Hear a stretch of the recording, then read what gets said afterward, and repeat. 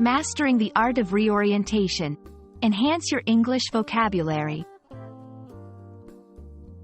Hello everyone, and welcome back to our English language learning channel. In today's video, we are going to dive into a powerful and versatile word, reorient.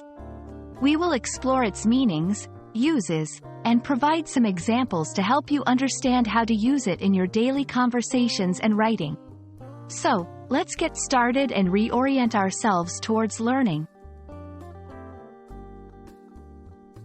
The word, reorient, is a verb that comes from the combination of the prefix, re, meaning again or anew, and the word, orient, meaning to align or position something relative to points on a compass or another specified direction. When combined, reorient means to change the direction, focus, or priorities of something. Example 1. Imagine you are in a forest, and you realize you are lost.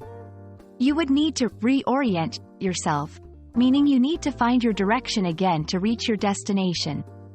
Example 2. In a broader sense, a company might need to reorient its business strategies to adapt to the changing market.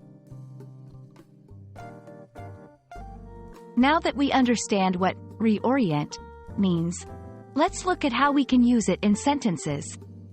Example 1. After the feedback from our customers, we decided to reorient our product development to better meet their needs. Example 2. Taking a short break from work helps me to reorient and come back with a fresh perspective. Example 3. The teacher realized the lesson was too difficult for the students, so she decided to reorient her teaching method to make it more understandable. Mistake 1.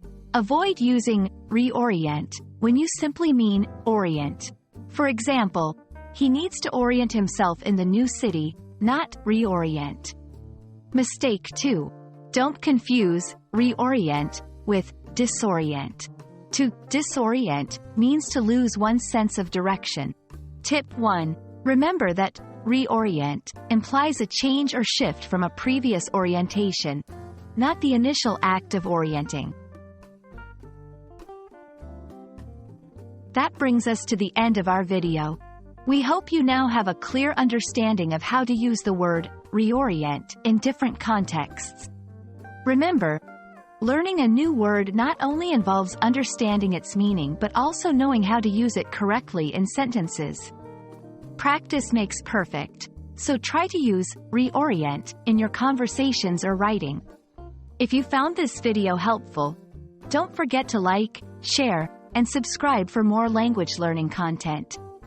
Happy learning, and see you in the next video.